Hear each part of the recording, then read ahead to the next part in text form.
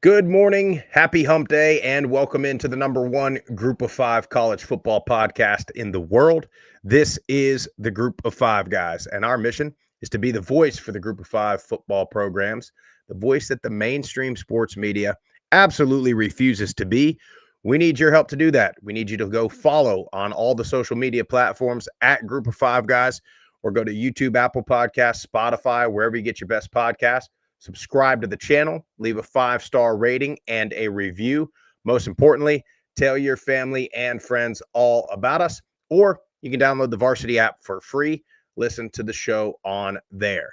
On this episode, we had a wild finish in the bowl game last night. We got a couple more bowl games during the midweek. We got a couple announcements to make, plus some portal and coaching updates. Hope you enjoy the show.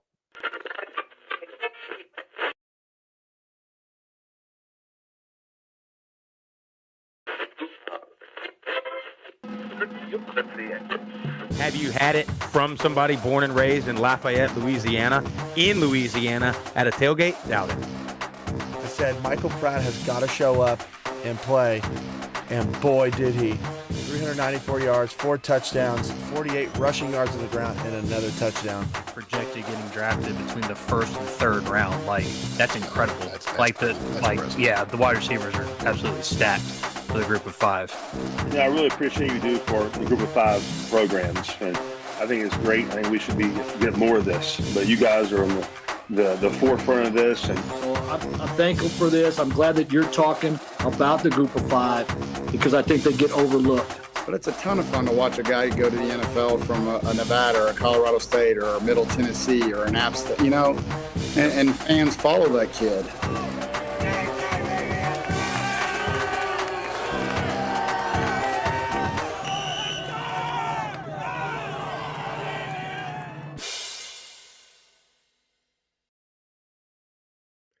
Jeff, I think we're about due to update our intro for a couple different reasons. But a lot of the coaches, I know we've taken a couple off already, but going to have to update the coaches' shout-outs there.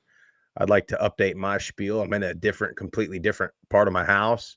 I don't have I'm clean shaven. I know. We'll get it updated. It's been a grind. Update in the off season. This season has been a grind, so not a ton of extra time. We got to get some more coaches back on too. Yeah, we do 100%. Well, once the dust settles, all these coaches get to all their places. But I got to tell you, Jeff, this may be the last week where we go 3 days.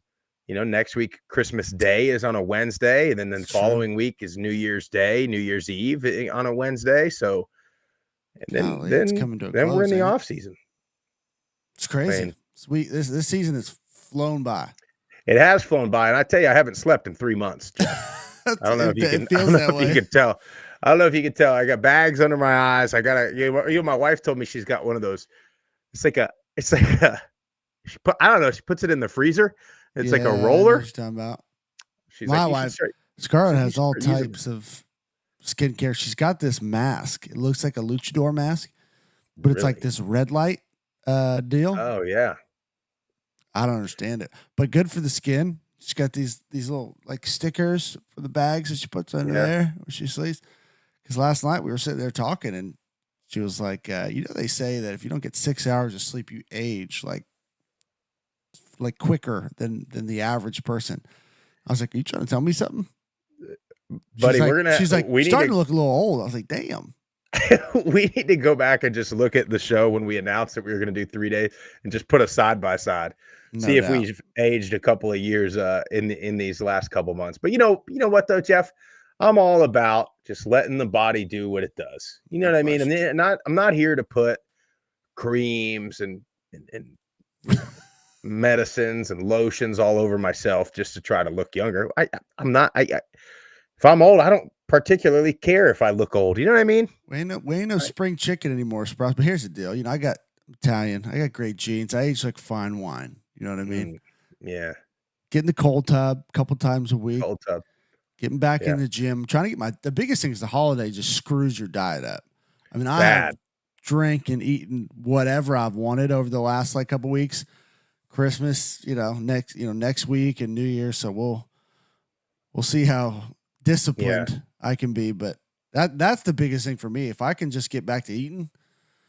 Yeah. Halfway Well, that decent, affects I'll be everything. all right. That affects your sleep and No everything. question. And it all snowballs from there. It affects your energy throughout the day. So you'll move more throughout the day. You'll want, but it's just, and then you get this time of year where it's raining all the time. It's cold all the time. And you're just outside less sunlight. But they say that red light therapy is pretty, works pretty well. So 15 minutes about every night. I like to get one of those red light saunas. That's what I'd really like to have. I'm a big sauna guy. Yes, old St. Nick. See what he'll bring you. I'll ask him. We had Santa in the neighborhood over the weekend. They came by in a big fire truck. Yeah, it was big time. Yeah, it was big time. Except for they put him, they set him up a chair to like take pictures with the kids. It's a good thing, And but they put him like we don't have like a real common area in our neighborhood. We just got all these freaking retention ponds all over the damn place. So my house is kind of like a catty cornered from the main retention pond. And the pond, it always just looks terrible. They don't fertilize the grass. They don't cut it properly.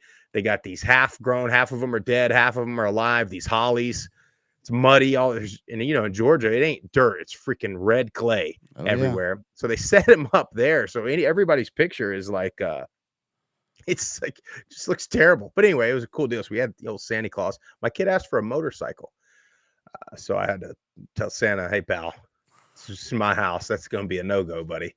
But anyway, like I said, I haven't slept in 3 months, but thank God, Jeff. Thank God for our partner, Devin and Deca Gray Coffee Company. Truthfully, I've drank more coffee in the last 3-4 months than I've had most of my life. And I wouldn't do it if I didn't like it. And so you guys know the drill. Everybody in the chat, anybody that's watching, make sure you visit decagray.com. Use our promo code GOFG for 10% off and free shipping. And remember, this is roast to order coffee. They got whole bean and ground coffee, but roast to order. As soon as you click purchase, that's when they roast it, bag it, ship it directly to your doorstep. That's decagray.com. Well, we got some coaching updates. Most important one, Jeff, is the rumor mills are swirling via Football Scoop that our man Rick Stockstill might be back in Conference USA. Look out. Wouldn't that be something? That'd be something. And the rumors are, and no confirmation yet, but would go on staff over at FIU with Willie Simmons. There's obviously the connection.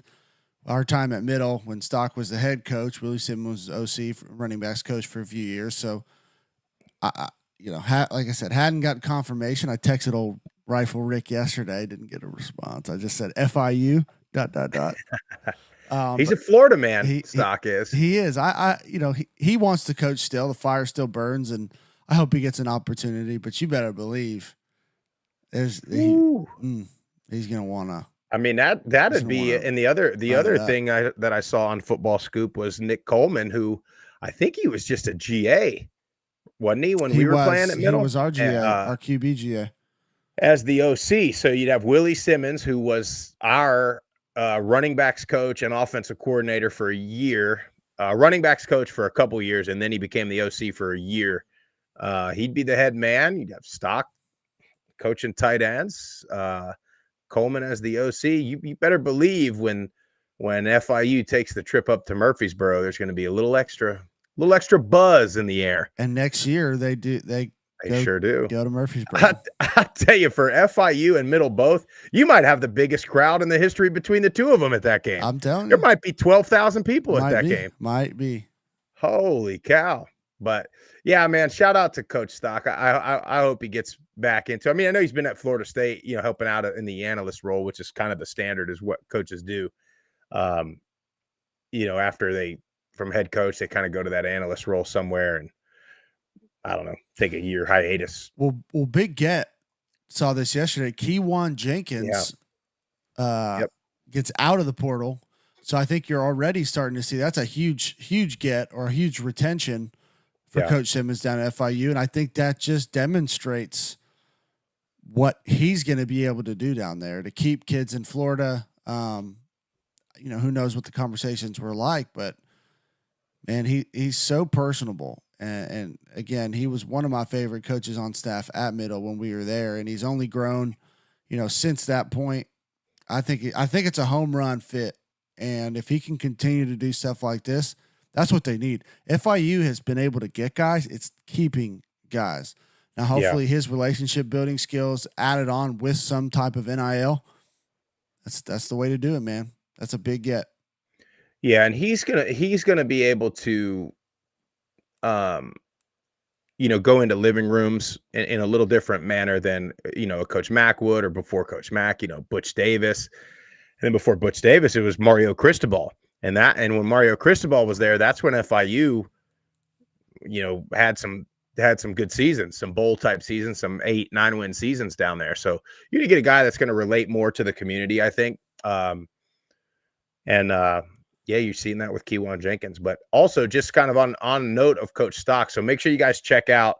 We interviewed the executive director of the Staff DNA Cure Bowl, which is on Friday down in Orlando. So funny enough, him and Coach Stock were position coaches together at UCF in the 80s.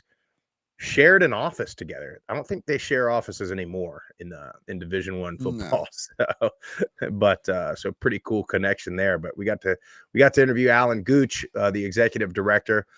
Talked about how UCF grew so fast, how they sort of became the model for the Group of Five, winning the big games, going to the big games, and then as much as we may not like it, getting the call up, if you will, to the Big 12. So we talked about that, talked about the Cure Bowl and just some of the cool stuff that they get to do down there for that bowl game.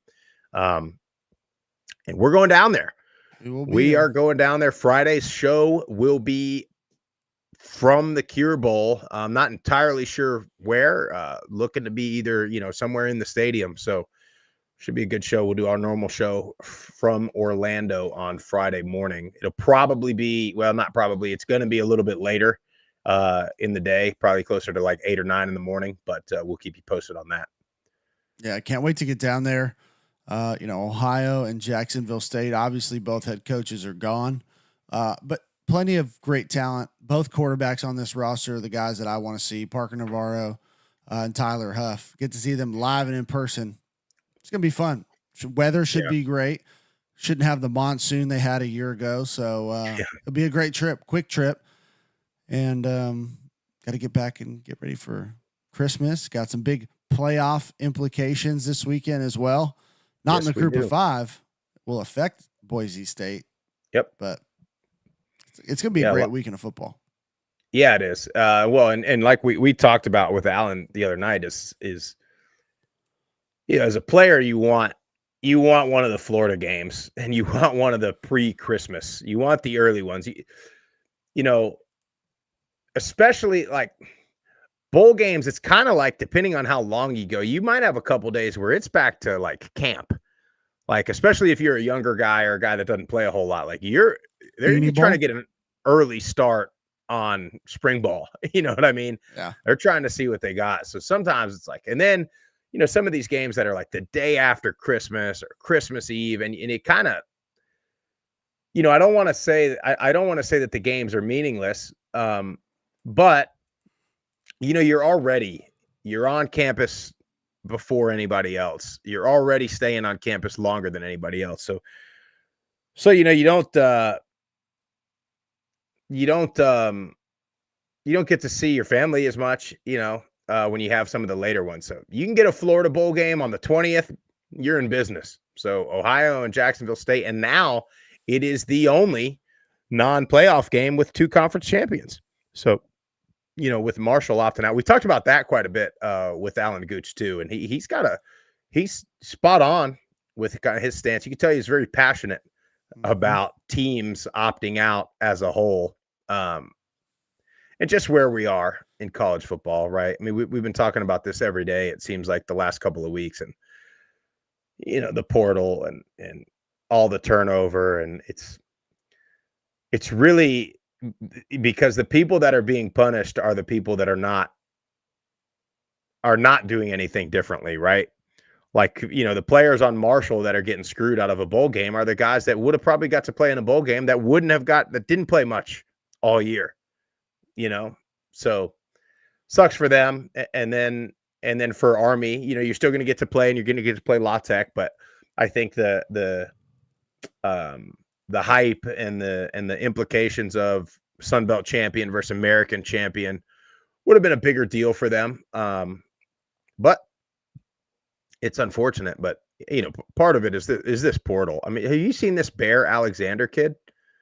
This is the kid. He kind of went a viral picture. His Twitter profile picture is him in a USC jersey, Really? but then he posted a picture of himself on a Penn State visit wearing a Penn State jersey, and he's flexing, and he has the Georgia logo tatted on his bicep.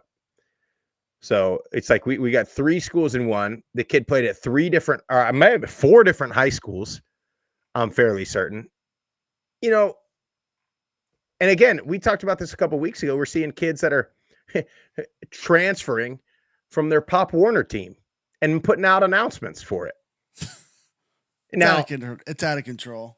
Now, that is coming from mom and dad or mom or dad or whoever. So you're just raising people up in this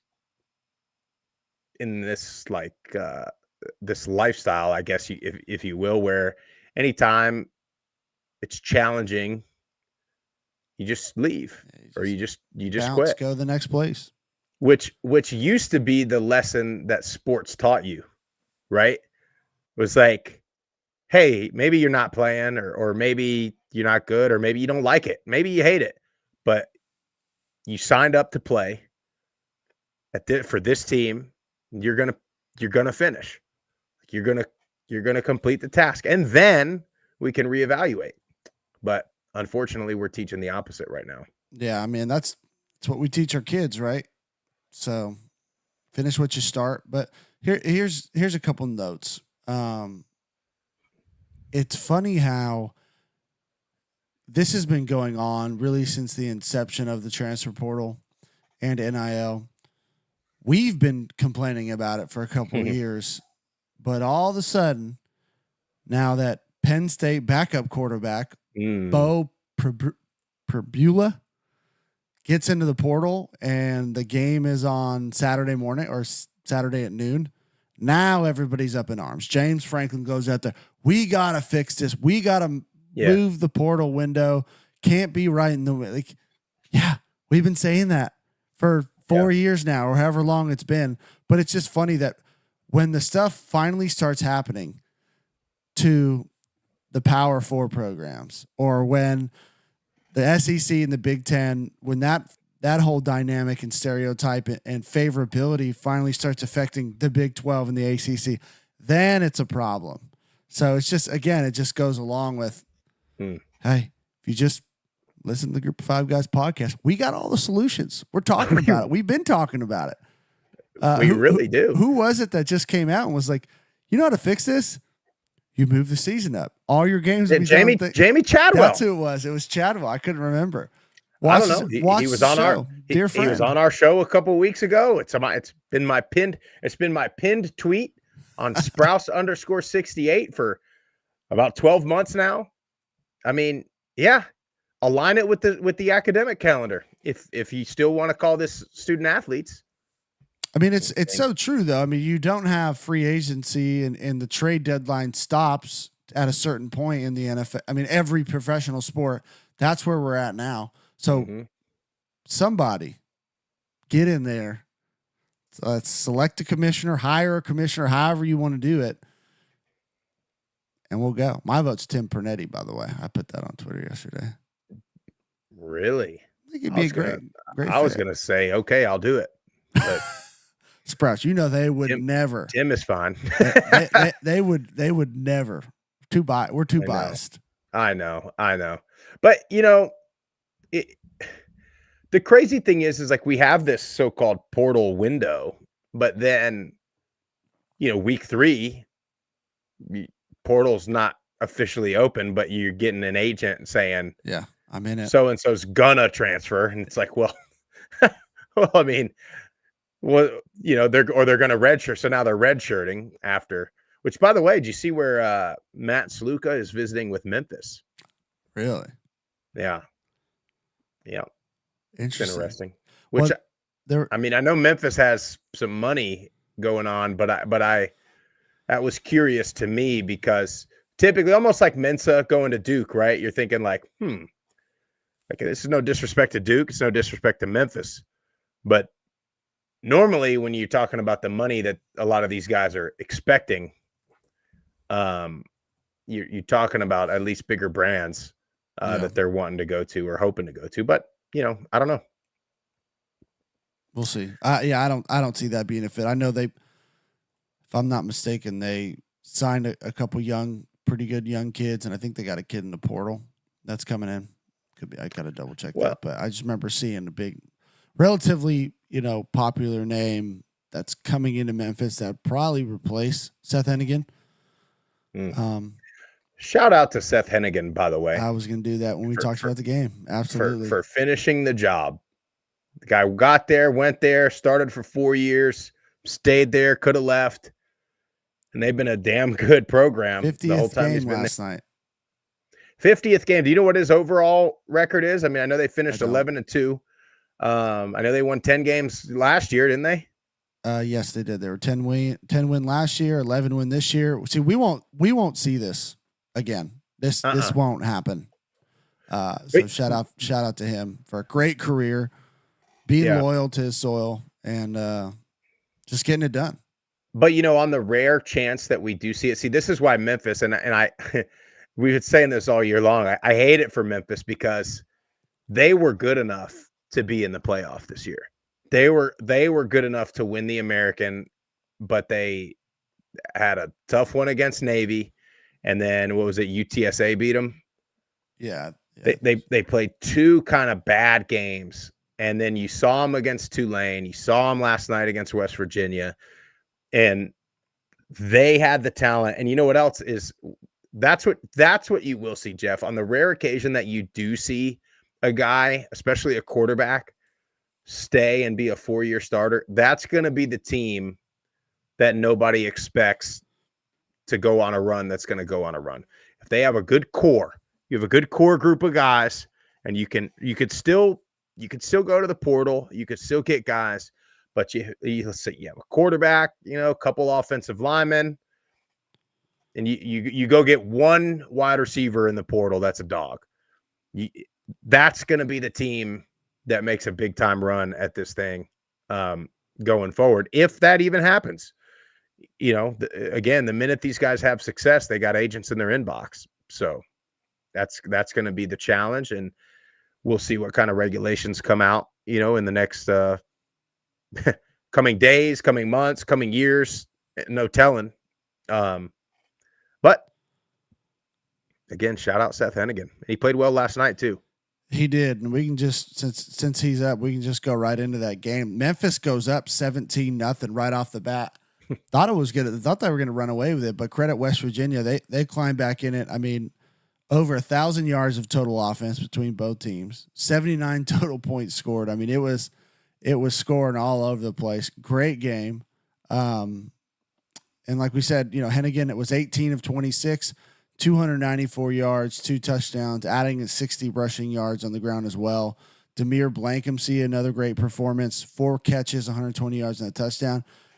And I got to look up and see what year he's in, but backup running back Greg DeRosier, dude can fly. He is so fast. He took one, I think it was like a 40-something yard run. It was a little jet sweep that he took to the house. He outran everybody. If he's coming back, he's going to be Memphis's next burner. He's going to be a great talent. Shout out to him. And we talked about Hennigan, 4-year starter, had his 50th game last night. Just incredible career for him. And interested to see if he gets a shot in the NFL. I think he'll get on a roster. Yeah, he's kind of not necessarily that they play the same way, but almost like a Carter Bradley situation for your Raiders there, Jeff. Are they going to play him, by the way? I think they're just so dead set on getting the top pick that they don't want to even do anything to put themselves in a situation to win. Yeah. I don't Yeah, know but why you Hennigan, wouldn't play him. he's kind of got, it's weird. It's almost like you almost feel like now being a 4-year starter, like it's got this, it almost to me feels like it's got a stigma of like game manager. You know what I mean? Like you feel like from a fan perspective, you feel like, oh, if they were that good, they probably transfer. You know what I mean? Yeah, Now, I mean, I don't maybe think to that. yeah, Yeah. I was gonna say I don't just know. maybe to the Van Gogh fan, but my point is, you got a guy with 50 starts under his belt, seen a lot of football, played a lot of football, seen a lot of coverages. Like this is the type of guy you want to sit, learn behind somebody. I mean, it could have a very great career as a backup. Potentially, if he gets an opportunity, who knows what he can do with it. More athletic than he gets credit for. Do I think he's going to go in and be the next Tom Brady? Probably not, but I think he can help a team out and deserves a spot on an NFL roster for sure. What about the ending on that game, by the way? That interception and then the fumble. Now, Crazy. I got to tell you, I appreciate the ruling on that because I'm about sick of you quarterbacks trying to get an extra inch and being able to slide and, being down where you start the slide. So I was actually surprised that they called that the way that they did, because typically other positions don't get the same benefit, as a quarterback does. But he was sliding to give himself up on that play, and a heck of a play by that West Virginia receiver too, though, to pop it out, because that would have been real interesting, because that would have been like a net gain of what was it, 15, 20 yards for West Virginia. Yeah. So and then they would have had it with another, what was it, like 14 seconds left. But hey, 1-0. Group of 5 is 1-0 against the P4 in bowl season so far. Yeah, we got to. Now I know what everybody's going to say. So we got to keep track of that record. Yeah. Well, we got a chance tonight too with Cal and UNLV, but Memphis, Sam in the chats, saying Memphis wouldn't compete. I'm not saying that. They didn't play to their potential all year. Yeah, but I was going to say, I don't think you said they right now deserve the playoff spot. You thought they would have because of what they had coming back, and the team that beat Tulane the way they did, and the team that went up 17-0 on West Virginia is the team. There was spots where you could see it, and again, I don't know. I hadn't looked at how many guys from Memphis didn't play in this bowl game, how many guys from West Virginia didn't play in this bowl game. I don't know. That's something that's going to be part of the discussion for every single bowl, no matter what happens. Unless, of course, a Power 4 team blows out a Group of 5 team, then that's normal. That's how it was supposed to happen. But anytime you see a Group of 5 team win, you're going to say, oh, they didn't care. It was meaningless. They had guys opt out, this and that. Or, so it's going to be all that happening. But again, 1-0. Yes, we are. It's the mighty Big 12. Yeah. I mean, if the Big 12 commissioner had to say about that. I'm sure he didn't like it very much, but yeah, I don't think you were saying that they deserve a playoff spot now. That's what he was saying in the chat. But coming into the season, they had all the pieces, especially on offense, to be, the best team in the Group of 5. And they didn't. They were wildly inconsistent. We talked to Coach Summerall before the American Championship game on the sideline, and he was like, dude, their roster was unreal. Now, them not being able to do it week in and week out is a different story, but they have dudes on that roster, and they've shown it plenty all year. Yep. And you didn't know too, beginning of the season, they go and beat Florida State, and we still weren't really sure about Florida State at that point. I think that was week 3. But that was the game preseason that you're looking at as like, I remember tweeting how big of a game it was for both teams, and all the Florida State fans got in my mentions about how can you call this a big game for Florida State? We're so much better and this and that. And I'm like, well, it really was a huge game because you lost it and it made you start 0-3, and then you completely spiraled. So had you won it, you might have got back on track a little bit. But, good season for Memphis, 11 wins. They've got to, again, if they put it all together every week, And this has been the case for a couple years for them, for Hennigan, for Silverfield too. Like, as you know, when we saw them in Memphis against Boise last year, and they beat Boise, but it was kind of like the first half, you're thinking, God, they are just not that good. But then all of a sudden, the second half, they turn it on, and they look like how we think they should look. Yeah. In the chat too, yeah, TJ Finley going to Tulane now. You know, I want to say this too, like you don't know how many of these kids getting in the portal are being told to, because that's part of the equation now too, with the limited roster that we're getting ready to go to, and a coach. So you don't know if the coach is saying, hey, get in the portal, we ain't going to have a spot. Or, hey, get in the portal, I want what's best for you, you're not going to play here. Now, and then on the other side, like teams like, you know, Summerall's been clear because and he proved it this year. Brought in, they had 3 quarterbacks that all thought they were going to be QB1, and he went with the least expected guy. So, I mean, I've seen on Twitter, he's making it clear to Finley and whoever else. There's that Penn State kid is rumored to be favored to go to Tulane, Prabula. So he's made it clear, like, you're coming in to compete. This ain't you're coming in to start. So, you know, it's like you can't fault coaches and staffs for filling the roster with portal guys, and sometimes you can't fault the kids for getting in the portal all the time. But when you got a guy that's been, you know, just literally every single season a new place, it's kind of like, what's the goal here? Yeah. What are we trying to accomplish, or what are we thinking? What opinion do I have of myself that I'm not believing when coaches are telling me I'm not playing? Now, in Finley's defense, like, he got hurt this year. He was starting. And then when he was at Texas State, he was the guy. And then, you know, they brought in somebody else. And so, you know, maybe you can't blame him all that much for it.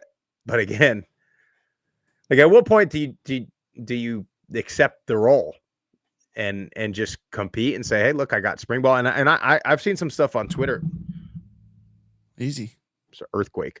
I've seen some stuff on Twitter where people were saying, like, only have a post-spring window. And that would line up academically. It would allow for them to enroll in summer or just wait till fall, like it used to be. You have all these early enrollees back in the day. And then, because a lot of kids, right, are going through fall. They go through fall camp and they're 2 or 3 on the depth chart and they're unhappy.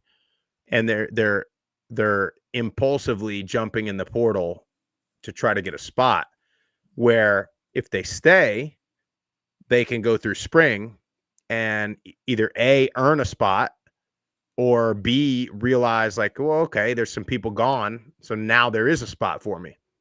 And I think a lot more people would stay if that was the case. You know, I think they're like we talk about with the teams going to the conferences, right? They're jumping at the next shiny thing.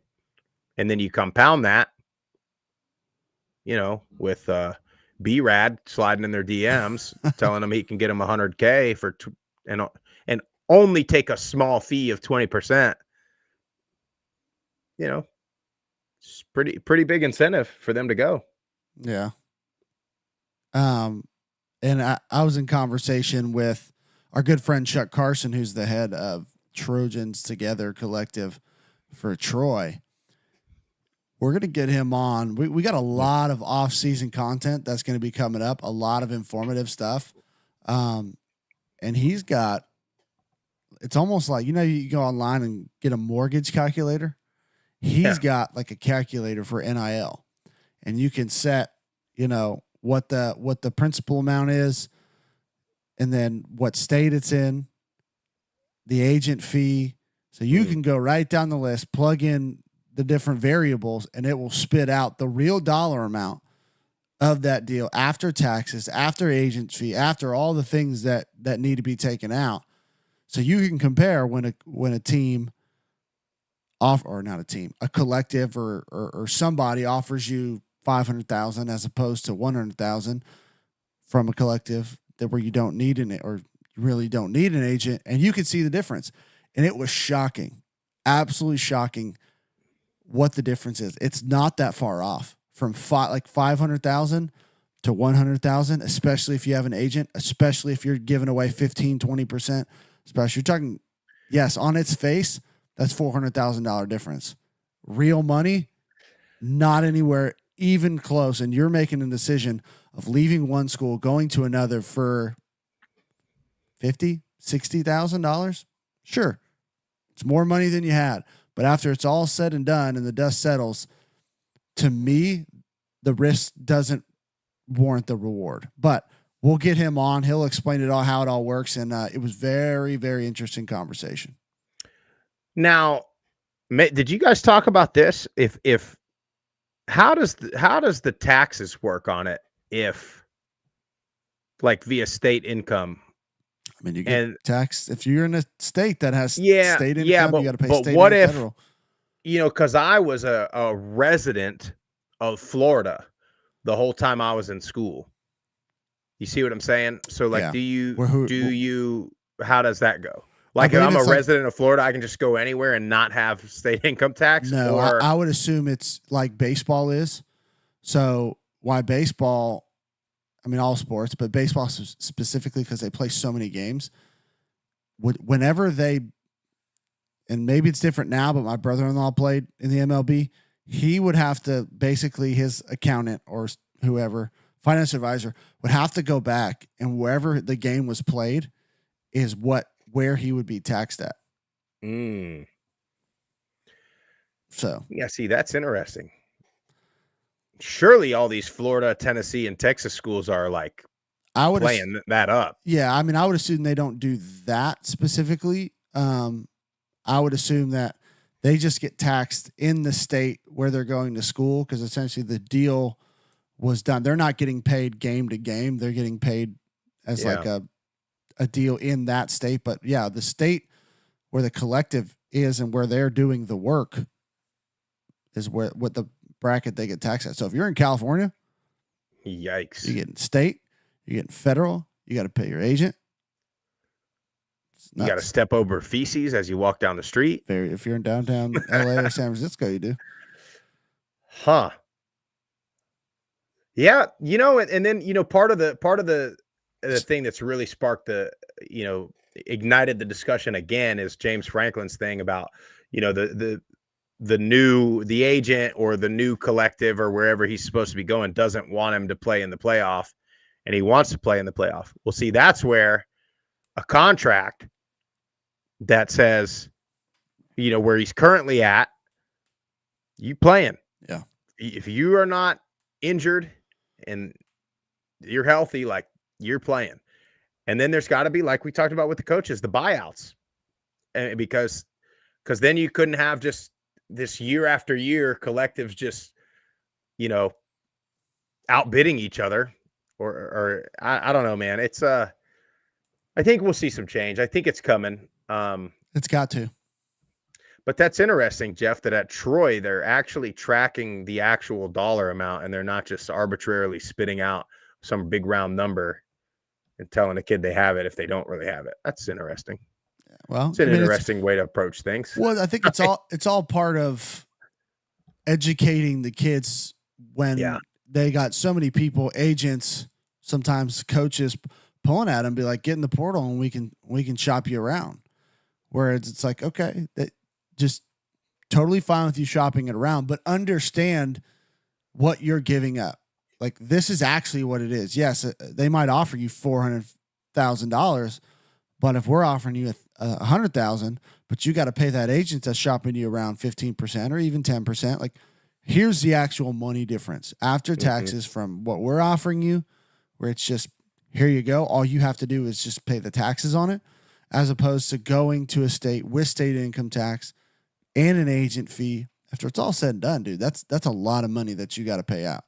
And if you're making a decision based on, at the end of the day, $50,000, to me, it doesn't make sense. If I'm the guy at a school, just using Troy as an example, like Troy, I'm not going to go into a situation that is unknown.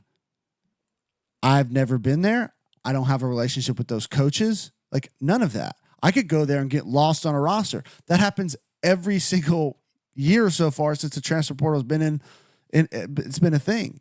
So to me, does that risk of $50,000 after it's all said and done make sense? To me, no. I can stay here, be the guy. I'll make my, what I'm making here. If I'm $100,000 deal, I don't have the numbers. I'm just throwing this out there. Let's say I keep 65,000 of it or whatever. All I got to do is pay the taxes on it. To me, that seems like a better situation because I know I'm going to get the snaps. I know I'm going to get the stats, barring an injury.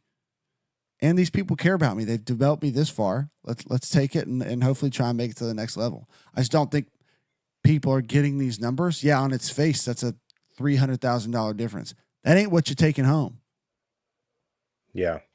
Well, then you got to get people to educate them on, you're going to go buy some flashy car, put a bunch of insurance on it. I mean, goes quick. Yeah, it'll go real quick. What was that what was that in the movie Replacements? You know what I'm talking about when they all go on strike and they're asking the QB about his car and they're telling him about all the money he makes. And he's like, do you have any idea what the insurance costs on a Ferrari? And he's like, it's like, but kinda, you know what I mean? And the other thing is I saw this during the week too, is, like these guys are, number one receiver at, again, let's just say Troy, right? And we always talk about them getting lost on a roster. And I want to make it clear, we're not saying that they're not good enough to go play elsewhere. But what happens is you got number one guy at Troy, you got number one guy at Middle, you got number one guy at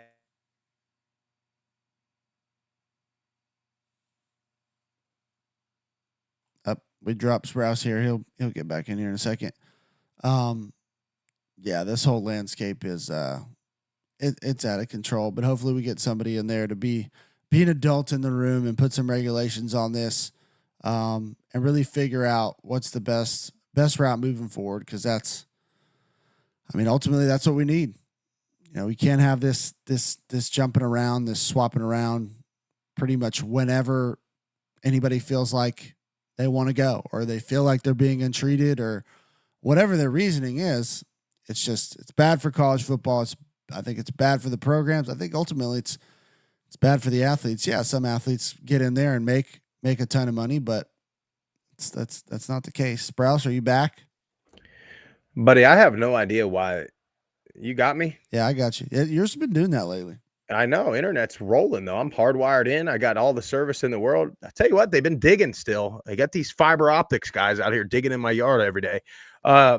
Anyway, where I left off is let's say you got wide receiver 1 at Troy, you got wide receiver 1 at Middle, you got wide receiver 1 at FAU, and Lane Kiffin, who now all of a sudden has a big problem with the portal, comes up and offers you the same thing. And now there's 3 of you on the same roster. Again, it's not that the 3 of you aren't capable and the 3 of you aren't good. It's that, Ole Miss maybe has the money to go get 3 of you. And so now where you could be a guy that's setting records, and making plays every week and being the number one target, now you're just another guy.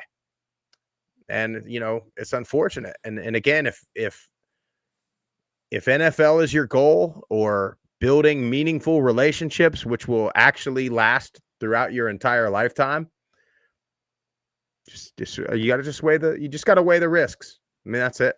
That's all you got to do. There's one football. There's 11 players on the field at a time. It's just numbers. You go somewhere where there's just a lot of guys that are good.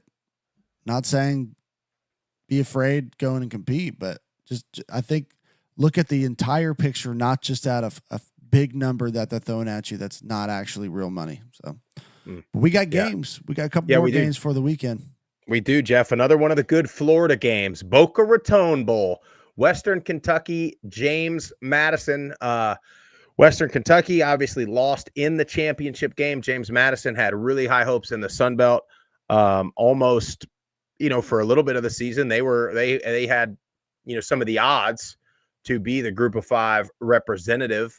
Going down to Florida. How do you predict a bowl game, Jeff? You can't do it. You can't. And Caden Veltkamp is in the portal, but he is slated to play. So that's good news for Western Kentucky. should allow them to at least compete in this game. But I think James Madison, Chesney's going to have them ready to play. I haven't seen a ton of opt-outs. I know Barnett's playing, at least it seems like he is. I think James Madison is just a more well-rounded, talented team. I think they get the win now. But again, in these bowl games, really, who the heck knows? But you know what I am excited about? What's that? With these bowl games is you find out names of players that end up balling out that didn't get an opportunity to see the field, young guys typically, and wondering who that's going to be on either side. I'm sure we'll see a couple guys throughout the entire bowl season. We saw it last night with DeRosier at Memphis, but yeah, it's more football. I don't know who's going to be mad about more football. I'm certainly not. So give me James Madison in this. Yeah, I like James Madison too. Every time that I've doubted James Madison on the season, they've answered the bell big time. Every time they have their backs against the wall, they answer. Western Kentucky, I don't know. That's a pretty deflating loss that they had in their season. They went in a span of about 3 weeks. They went from hosting Conference USA Championship to not even being in it, to kind of sneaking their way back into it, to then getting blown out in it. Kind of about a disastrous end of the season for Western Kentucky. I like James Madison here. Their first this is their first official bowl game, huh? Because they haven't been eligible. Yep. So look for James Madison to get their first official bowl win as well down there at FAU Stadium. I was going to say something else, but then my internet started distracting me a little bit. You got another chance. You got a chance to go 2-0. Cal versus UNLV in the Art of Sport LA Bowl. Now, I would pick UNLV all day long here, other than the fact that, Odom is gone. Brennan Marion is that official? He took the job at Sacramento State? I don't know. Is that just a rumor? I don't know if it's official yet, but I know he's not coaching in the bowl game. Probably upset that they, didn't hire him. He interviewed for the job, didn't get it, so he said he's moving on, essentially, to other opportunities. Yeah, it seems like Sac State, he's going to get that job. That's actually, to me, a great spot for him. I think he hopefully understands that to be his first head coaching gig. He spent a lot of time in that area, so he should be able to recruit that area very well. Has a lot of ties to the local high schools in California. And then Sacramento State seems like they're getting behind their program, wanting to make the jump to FBS, investing a lot in facilities, got plans to build a lot of things out there. This could be a home run, fit for him. Excited for him. But yeah, as far as the game goes, seems like Haj Malik's playing. Ricky White, I believe, is playing. Pretty much all their guys will be there. Just don't know what type of continuity they're going to have. And if the go-go offense isn't being called by the guy who invented it, interested to see how that works. Yeah. Yeah, Dan Mullen probably be in attendance. I would assume so. Now, how quick does ESPN have to hire his replacement? Because they were doing all the Thursday night games. So I imagine Matt Berry and Dan Mullen were slated for a few of these bowl games, probably some of the Thursday night ones. I mean, I would assume he still has to do them. I'm sure he's contractually obligated.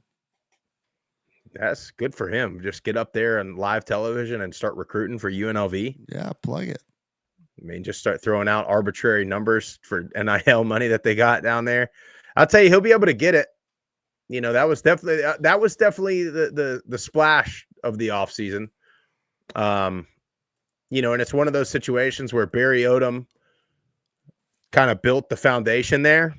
And then now you go hire a guy that's probably a bigger name than Odom. I mean, very similar, SEC, a little bit of success, not a ton. Mullen probably had more success in the SEC than Barry Odom did. But I don't know. I like UNLV still. Of course, I'm going to pick every group of 5 team against Power 4. And I would hope they would travel well. I mean, Vegas is relatively close to LA. It's closer than Cal is. I mean, Cal's about Yeah. 8 hours away. Vegas is a couple from LA. So hopefully they get a good contingent, travel down there and support them. I know what I was going to say, Jeff. We haven't talked about this. You know, the Mountain West Championship game had its largest TV audience ever. And I mean, call me crazy, but I bet it has a lot to do with the fact that both teams had a shot at the playoff with a win. Yep. Which is what we've been saying now for 3 or 4 years. If you give these teams a shot, if you put their game on national television and have the A team, if you have Fox Big Noon go to the Mountain West Championship, if you have the Fox, A or B color commentating crew call the game, if you have the sellout crowd, you're going to get the TV audience. The half of the reason people will watch a MAC game on a Tuesday and be like, this is just bad, it's because the environment sucks. And so you put all those things in place. I'm telling you, you give me Herb Street and Fowler on a MAC game on a Saturday night on ABC, and it sells out, and you get all the production of ESPN, and you won't know the difference. Again, it's why I go back to that Texas State, Arizona State game on that Thursday night. Sellout crowd, great game, entertaining game. I believe it was Matt Berry and Dan Mullen. Yeah. And it felt big time. And it doesn't all the time when you don't have, the top production crew. It's on ESPN Plus and you're watching it from your cell phone and you got 2 camera angles. Ain't wrong. Anyway, RNL Carriers New Orleans Bowl. RNL Carriers has been the sponsor for this game as long as I've been alive, I think. Georgia Southern, Sam Houston. Kind of an interesting matchup. Sam Houston, of course, lost their coach. Georgia Southern, similar to Western Kentucky, they were in the driver's seat to host the conference championship game, or at least be in it, and things didn't shake out their way towards the end of the year. What are you thinking? I mean, I'm leading Georgia Southern mainly because I think as far they're as going to travel too now. Yeah, I mean they'll travel well. Sam Houston might travel decent. Sam Houston's offensive coordinator Brad Cornelson, he's the interim head coach, so at least they got continuity there. But I just think that Georgia Southern's, they had a great season. A lot of people didn't even have them competing in the East. I think they want to finish strong. I've been a fan of French all season. I think a lot of people wanted him not to be the guy, but he proved really week in and week out, other than a couple moments throughout the season where he had some mistakes. But looking for him to finish strong. Give me Georgia Southern to win this game. But again, I mean, it's hard to know who's in, who's out. Both teams have guys in the portal, especially Sam Houston with Keeler leaving, did have quite a few guys enter in the portal after that. So I would assume they're playing a lot of guys that are young, that are going to get an opportunity. But I'll say this, they're hungry. That's the thing. You get these young guys in who feel like they didn't get their shot throughout the season. Like, all right, I'm going to prove this. I'm going to show my worth either here or be able to get in the portal in the spring or something. So, but I think Georgia Southern win. I think they're a more complete team. I think they win this game. Yeah, I think they are too. Sam Houston's going to have a lot of stuff they're worrying about. They're going to have a lot of guys in the portal, coach going up to Temple. I think Georgia Southern is going to have a pretty large contingent of fans. The other thing, I talked about this last week or maybe on Monday, but, everybody wanted French to be benched. They were all mad at Helton for not playing Dexter Williams. And then, the Mensa situation at Tulane sort of exposed. It was sort of the eye-opening case, right, for some of these agents. And then you find out Dexter Williams has the same agent as Darian Mensa.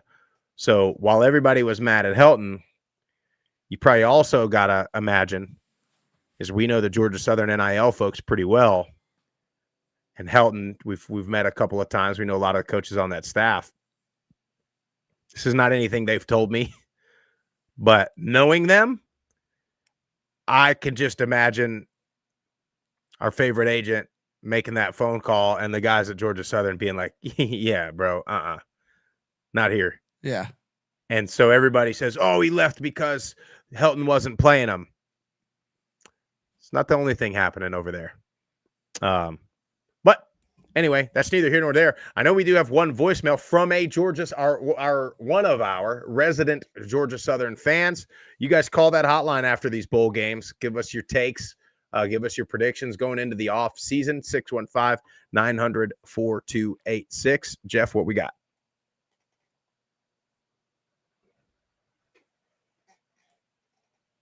Loading. Group of 5 guys, Josh Bevel here. Figured I should call in on Tuesday instead of Thursday after this victory for a potential loss. I don't know. I don't want to be the drunk guy calling in from Bourbon Street, honestly. So sounds like a disaster waiting to happen for me. But anyway, Georgia Southern versus Sam Houston State, Thursday night. 6 p.m. Central Time, 7 p.m. Eastern Time. I'm fired up. We've been in the R&L Carriers Bowl before 4 years ago against La Tech. We waxed that ass. I think it was like 38-3. Hopefully do it against Sam Houston. Sam Houston's got a lot of guys in the transfer portal. I believe they're running back. Big defensive tackle. That's a good player, too. That's probably going to be a P4 transfer. Not sure. But, I feel like Sam Houston's going to try to control the clock a lot in this game, keep their defense fresh. They've got a good defense. I want to say a top 25 defense in the country statistically. I feel like Sam Houston's going to have a very similar game plan to Troy in this game. Very ball controlling game, control the clock, run the football against us, kind of wear down our defense. But here's the difference. We got to execute. We didn't execute that Troy game. We got to freaking execute. I feel like the boys are locked in from what I've been hearing.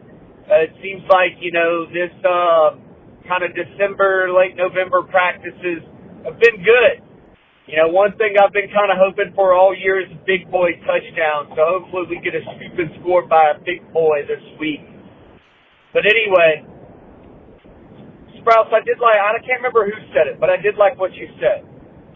Long live the group of 5 guys. God bless the group of 5. God bless the group of 5 guys. Hail Southern. Appreciate you, Josh. I don't remember who said it now. Yeah, I can't remember. Somebody I think said it was it on a voicemail. Yeah. And then you echoed it. But I assume Josh is going to be down in New Orleans. He said he's going to be on Bourbon Street. So yeah, Jeff, I was looking for a call from the Yazoo Club down there on Bourbon Street. You got to be careful down there, Josh. Those bartenders, they'll take that little syringe shot. I had a piece of glass stuck in my gums for like 2 weeks after going down there for the Bears bachelor party. I didn't even want the drink, but it was forced. But anyway, just be careful down there. But feel free to call from Bourbon Street, Josh. Please do. Maybe call from about 10 in the morning. You're kind of stepping over a couple of homeless guys, getting the shark attack at that one facility there. It's a good time. Oh, yeah. A lot of 2-for-1s on Bourbon Street. You can get messy real quick. A lot of 2-for-1s, or you can go over to the Harris, shake some dice. See, that's where I'd throw them at that guy. I'd go there, go to Drago's, get some oysters. Oysters, yeah. Is that where we went and got oysters was that where we went, Drago's? Yeah, that's a Robbie Stewart recommendation from way back. Robbie Stewart. Way back when.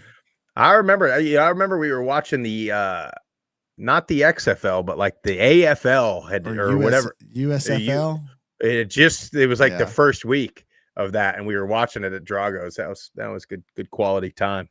But hey, anyway, that's all we got for you guys on a Wednesday. We will be reporting live on Friday morning from the Staff DNA Cure Bowl down in Orlando. I'll tell you what, Jeff, have you ever spent a Christmas time in Florida? No, I have not. Something special, my friend. You have palm trees and swamps. Not a lot of snow. But Can't wait to be down there. It's going to be a great time. Going to be a great game. Some great games tonight and Thursday as well. You guys make sure you hit the follow button on all the social platforms at Group of Five Guys. Go to YouTube, Apple Podcasts, Spotify, wherever you get your best podcasts. Subscribe to the channel. Leave a 5-star rating and a review. Tell your family and friends all about the show, or you can go to groupof5guys.com and get you some Christmas presents, Group of Five Guys merch. Have a great rest of the week.